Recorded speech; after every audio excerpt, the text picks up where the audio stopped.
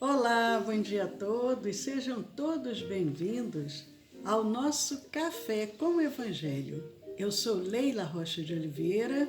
E Roberto Antônio de Oliveira. Nós somos do Centro de Estudos Espíritas Allan Kardec, aqui da cidade de Olambra, cidade do interior de São Paulo. Hoje é dia 17 de agosto de 2020, segunda-feira, e é uma alegria estarmos aqui juntos, aproveitando, mandando um abraço para a Fátima dizendo que a chuvinha boa que estávamos precisando. É verdade, Fátima, nessa madrugada caiu uma chuva boa para limpar essa psicosfera, para renovar o ar. Isso é muito bom.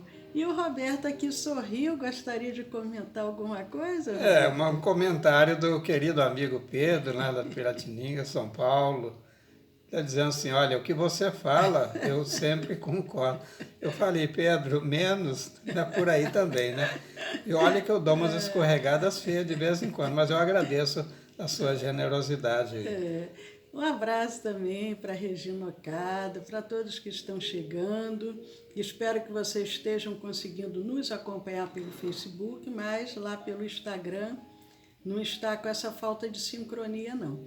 Mas hoje, como nós estávamos dizendo, segunda-feira, e depois de muita insistência, nós conseguimos a confirmação de um convidado que virá participar conosco do nosso Café com o Evangelho. Esse momento de um bate-papo descontraído. Ele é conhecido como poeta dos céus. E aí, Roberto, você sabe quem é o poeta dos céus? O que ele disse assim de impactante? Importantíssimo isso. Ele fala de uma fala muito franca, honesta, objetiva, direta, como ele era um observador percussiente e como demonstrou ao longo de todo o seu tempo, questionando os cientistas da sua época e os fenômenos espíritos que viria a observar, e depois só de algum critério, como Kardec também, né? Ele aceitaria. Ele diz assim, olha, que mistérios é a vida e que mistérios é a morte. Realmente há muitos mistérios, por isso mesmo a investigação científica. Mas nós estamos falando de Nicolas Camille Flammarion, ou como ficamos conhecendo ele, tão somente Camille Flammarion, tão somente numa redução do seu nome, né? Porque é o Nicolas. É verdade. Flammarion, para os íntimos, Flammarion, ele foi um grande estudioso, um grande pesquisador da doutrina espírita. Muitos livros publicados, muitos de nós, talvez o espírita, nunca tenhamos tido a oportunidade de parar para pesquisar, para analisar a sua obra. Mas Flammarion, Camille Flammarion, quer um minutinho, Roberto? Não, continue, por favor. Camille Flammarion, ele nasceu numa cidade chamada Montigny-Leroy, não sei, é francês, Montigny-Leroy, em Altemarne, na França. No leste da França. Em resumo, Camille Flammarion era francês, nasceu na França. Ele nasceu precisamente a 1h do dia 26 de fevereiro de 1842. E nós aproveitamos também para mandar um abraço para a Regina Carose, para a Dona Adélia, para o José Roberto, para toda a família. Leila, você falou 26 de fevereiro. Lembra alguém que falamos recentemente também nasceu nesse dia, só que em outro ano, né? Foi quem? O Leon Denis? Victor Marie Hugo. O Victor Hugo. Outro francês, né? Victor Hugo. Victor Hugo nasceu em 26 de fevereiro também, só que foi de 1802. 40 anos, precisamente, 40 anos antes de Camille Flammarion. E o Camille Flammarion nasceu 1804 para 42, 38 anos depois do nosso querido Hippolyte Léon Denisard Rivaio, o nosso codificador Allan Kardec. Leila, só um detalhe, você sabe que o espírito candidato, né, a Camille Flammarion, ele não via a hora de começar o trabalho. É. Você quer uma prova disso? Ele nasceu com 7 meses de idade, gente. Olha, eu vou chegando logo. Não demora, não esperou 9 meses, não. Então, com 7 meses, assim, olha, segurem vocês que estão por aqui, porque eu cheguei, eu estou na área. E hoje, uma criança, quando nasce de 7 meses, tem uma possibilidade de sobrevida muito grande. Mas naquele período já era uma gravidez assim, ou melhor, um nascimento, né, de muito risco, porque as crianças já morriam muito, mesmo nascendo na época precisa. E ele nasce prematuro, e ele também, até ele fala isso, né? Mais tarde ele confessa isso. Ele diz que ele estava muito impaciente para chegar à Terra. Mas e ele não teve esperou os 9 meses. Mas ele teve muitos irmãos, Leila? Olha, ele veio de uma família, até que não foi uma família muito numerosa, considerando que naquela época, às vezes, a pessoa tinha muitos filhos. Mas ele, ao todo, contando com ele, eram quatro irmãos, 4 filhos. Mas a família, como que era a família dele, Roberto? Então, ele foi, acho que, o caçula, né, Leila? Então, já Não, ele era o mais velho. Ah, ele era primogênito. Olha só, que é um detalhe importante. É. Quem sabe que a família é grande, eu passei por isso, né? Quem nasce primeiro ajuda a cuidar dos demais. Mas então ele veio de uma família muito modesta, né? Com 4 filhos, ele sendo mais velho. Mas ele apresentava, isso aqui é o diferencial dele. Ele teve um dos irmãos que colaboraria com ele mais tarde, inclusive ajudando a fundar uma editora, né? Editando, aliás, os livros dele, que ele viria escrever muito. Mas aos 4 anos de idade ele já sabia ler. 4 anos, gente. Hoje, nossa, que excepcionalidade. E naquela época não era diferente também. Agora, para ter uma ideia, ele já aos 5 anos já dominava os rudimentos, 5 anos, de gramática e aritmética. Aos 4 ele começa, já sabia ler. Aos 4 anos e meio ele já sabia escrever, e aos 5 ele já dominava a gramática e a aritmética. A gente já percebe aí que era um gênio, né? Podemos classificá-lo assim, pelo menos acima da média. Sim, aí ele tornou-se o primeiro aluno da sua escola, era chamada escola comunal, lá mesmo na cidade de Montigny, e conquistando nos primeiros cursos uma cruz de honra. É uma forma também de incentivar. E ele falou assim, olha, se existe essa cruz, eu vou querê-la. E ele então foi o primeiro colocado, né? E guardava como recordação do seu mestre, o senhor Crapelé. Tinha assim, um grande apreço pelos mestres, né? Hoje nós observamos, regra geral, um desapreço muito grande pelos mestres, o que é uma lástima. Mas ainda há exceções. E esses que são as exceções, quando eles projetam-se nos seus mestres, vêm-nos com respeito, com muita unção, sem veneração, mas com respeito devido, podem ter a certeza de que no futuro serão aqueles que contribuirão enormemente para a nossa sociedade. E ele já então se apresentava desta forma. Agora, o Camille, talvez até em função de ter nascido prematuro, ele teve uma saúde que não foi uma saúde muito boa. E aí é que já começam as provas do espírito, a forjar o caráter do espírito. Porque quando nós passamos por dores, por perdas de todas as ordens, material, uma perda afetiva, a saúde, isso tudo vai forjando o caráter. Ele ainda pequeno, em torno de seus 4 anos de idade, ele tem uma pneumonia muito grave, e naquela época a gente sabe que assim, praticamente não existiam recursos médicos. era uma medicina ainda muito incipiente. Eles usavam muito fazer sangrias. E o médico, 2 vezes durante a infância de Vitor Hugo, ele atende Vitor Hugo com enfermidades graves, faz sangria no Vitor Hugo. O Vitor Hugo, numa dessas enfermidades, ele fica assim bem apavorado, grita muito quando o médico chega. Me lembro até eu quando tive sarampo para tomar injeção, que a minha mãe diz que quase que ela ficou com a coluna desconjuntada. Mas foi na extração de dente que ele teve esse problema. Ah, é verdade. É porque ele corajosamente estendia o braço, que era para sangria, né? Naturalmente, com os argumentos médicos, ou você faz isso, ou vai morrer, e fala lá, o papai, a mamãe ajuda a convencer. Mas ele, muito corajosamente, estendia o bracinho ali.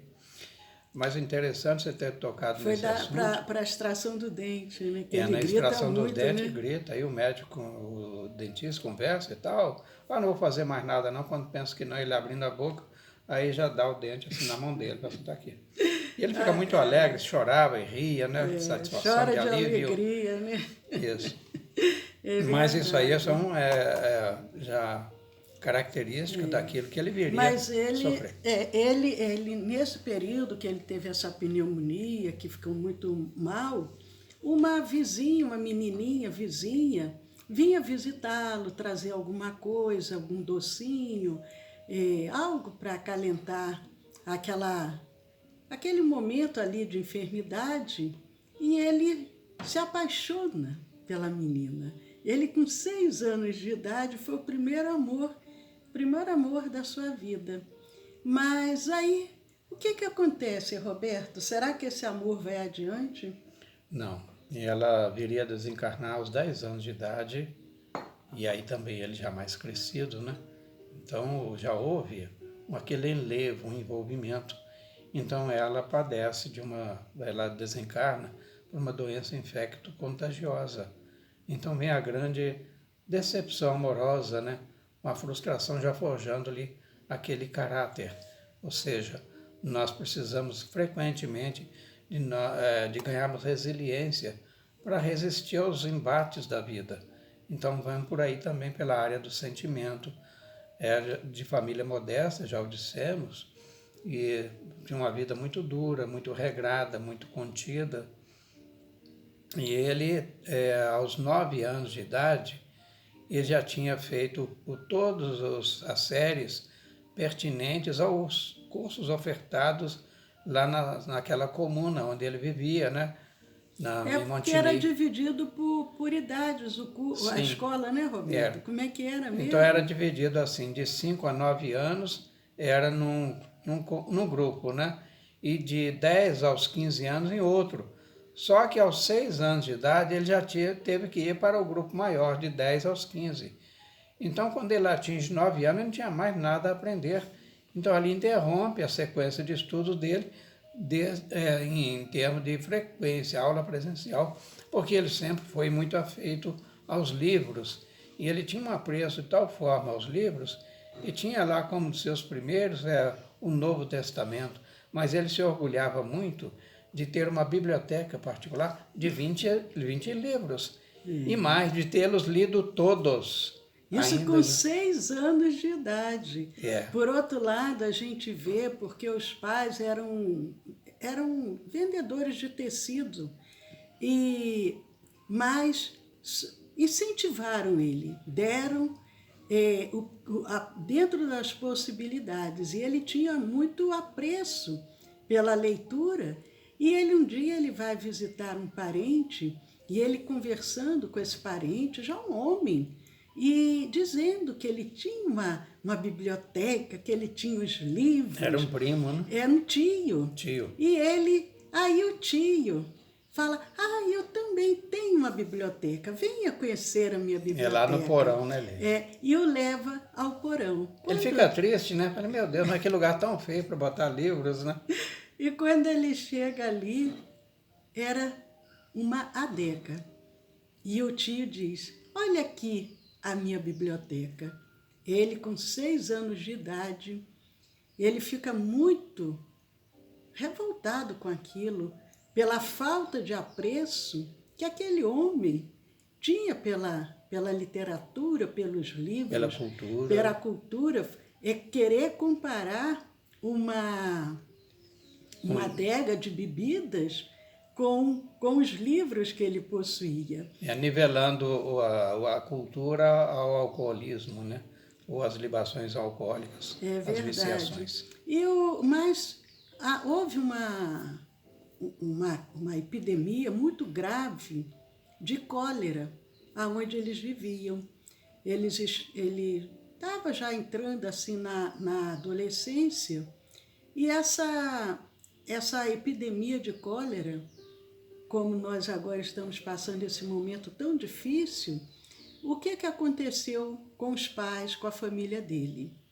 Os Flammarions, os pais, que sempre tiveram uma vida dura, eles foram obrigados a entregar tudo que eles possuíam aos credores. E aquilo ali também foi uma outra maneira de uma certa forma, contribuir para que o Camille Flammarion fosse forjando mais ainda o caráter. E aí, Leila, só para completar, que nós sabemos que quando ocorrem esses surtos epidemiológicos, a economia colapsa, né? Então é um colapso muito grande. Essa história já registra, né? E não foi diferente em Montigny. Então eles, comerciantes de tecido, não tinham mais para quem vender, porque as pessoas tinham perdido seus empregos, tinham sido alcançados pela orfandade, pela viuvez. Então eles migram para Paris, né? A cidade luz. E aí o que acontece, Leila? Só que nesse momento, Camille Flammarion, com toda essa crise, ele compreende o mérito do pai, entregando tudo aos credores. Isso, saiu não devendo a ninguém. Ele entrega tudo, né? Dá um exemplo, né, diante dos filhos, da família, e ele percebe, né, todo esse trabalho ali dos pais. Ele reconhecia no pai o mais belo exemplo de energia, de trabalho, mas essa situação fez com que eles vivessem agora com menos recursos ainda. E quando eles mudam para Paris, o Camille, que já era um adolescentezinho, ele encontra um serviço. Foi em 1856 que ocorreu isso, essa mudança. Foi em 56, ele nasceu em 42, ele estava com 14 anos. E ele encontra um serviço de aprendiz de gravador. E ali o que acontece? Então, ele recebia como parte do pagamento casa e comida.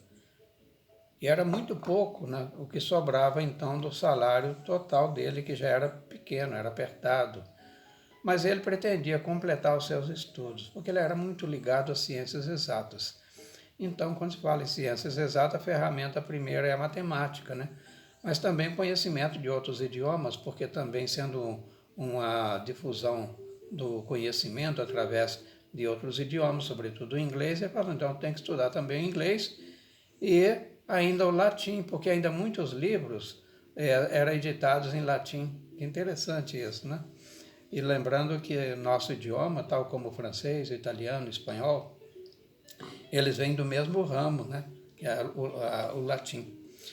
Então tem suas raízes, ou seja, as suas bases, a gramática e tudo, mas no latim. Agora a gente vê aí a determinação. Quando a gente quer fazer algo realmente, nada é obstáculo. O Camille Flammarion, como nós vimos, ele queria aprender, tinha um intelecto muito já desenvolvido, e ele queria concluir os estudos dele. Ele estudava à noite e, às vezes, ele não tinha nem vela, nenhuma vela para poder iluminar. Então, o que ele fazia?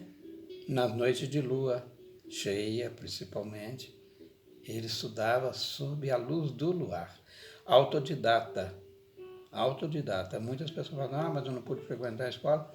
Mas e onde é que está fechada as portas para você se auto-iluminar? Quando você tem os livros, tem a determinação, os benfeitores vêm em socorro nosso, sempre. Eu passei por essa experiência. Não sou uma exceção dentro desse universo, mas o Flammarion, ele teve essa determinação. Ele falou, eu vou me bacharelar, eu vou me formar. Então, deitava-se tarde, mas à tarde, noite muito alta, ele ia para a luz do luar quando não tinha vela. E tendo vela, ele reservava para as noites escuras. Mas estudava à noite e trabalhava pouquinho. Quanto mais ou menos ele trabalhava? Olha, ele trabalhava Era um emprego muito duro. Cerca de 15 a 16 horas por dia. Pois é, gente. Naquela época não existiam leis trabalhistas, as pessoas trabalhavam de segunda a domingo, não tinha nada assim que favorecesse.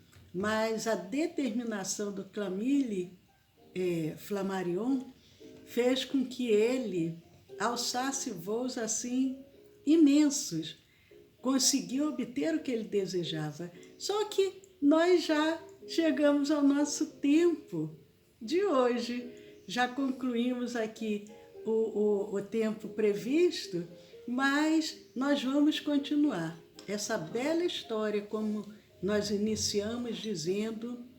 Foi um grande pesquisador, um grande estudioso do Espiritismo, conviveu com Allan Kardec, e nós temos muito a falar de Camille Flammarion, esse francês que nos deixou um legado imenso, tanto com as suas obras científicas, como também obras publicadas através da Federação Espírita Brasileira. Vale a pena a gente continuar ouvindo o Camille. Que, aliás, as obras ditadas pela FEB são traduções dos originais em francês, porque, em verdade, ele nunca escreveu aqui no Brasil, só para deixar bem claro.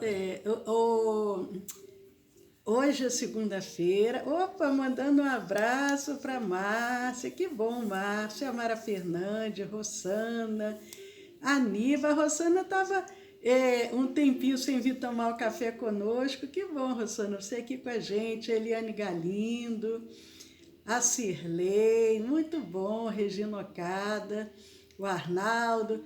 Agora, eu não sei se vocês aí, como nós já falamos, o Facebook aqui pra gente, ele está assim fora de sincronia. Pelo Instagram está funcionando direitinho. Inclusive o Pedro pulou para o Instagram. Agora eu não sei se ele pulou para o Instagram porque está fora de sincronia ou porque ele disse que o Face dele ali deu um problema. Mas, de qualquer maneira, esse nosso bate-papo, esse nosso Café com o Evangelho, ele é postado no nosso canal do YouTube e a gravação é feita à parte, então não fica com nenhuma intermitência as nossas gravações. Quem desejar depois ouvir, e aproveitem, entrem lá novamente, dê um joinha, compartilhem, se inscrevam, para que a gente possa ir divulgando essas histórias tão lindas de exemplos de vida, de determinação. Só um adendo que no epílogo, né, da semana passada, falando sobre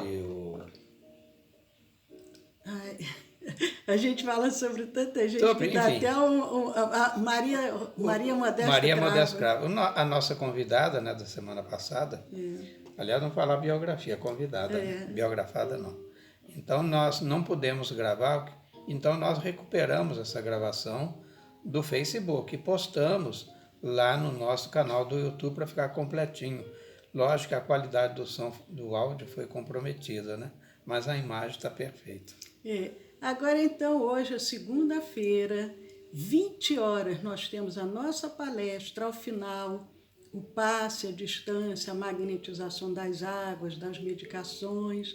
Convidamos a todos. Aqueles que estão precisando de um reforço, participem. E aqueles que estão em condições de doar, vamos criar uma grande corrente, uma grande rede de amor, para que a gente possa envolver a todo o nosso planeta Terra, auxiliando a tantos irmãos que neste momento necessitam de um amparo para suas necessidades físicas, mentais, emocionais, espirituais e também obsessivas. Então, até a noite, até às 20 horas, e amanhã continuamos falando de Flammarion, o poeta dos céus. Maravilha, né, gente? Então, muito bom, obrigado mais uma vez. E aí, um dia frio para nós aqui, espero que para vocês não esteja tanto, né? Mas, sobretudo, um dia agradável, pelo menos essa chuva pequena, ela diminui a quantidade de partículas poluentes no ar, né? Favorecendo nós naturalmente com a nossa saúde, né? A rigidez física e mental. Muito obrigado mais uma vez e até amanhã, continuando a falar sobre esse querido Victor, o Camille Flammarion, né? Mais um francês, gente. Então, até amanhã, se Deus o quiser. E assim seja.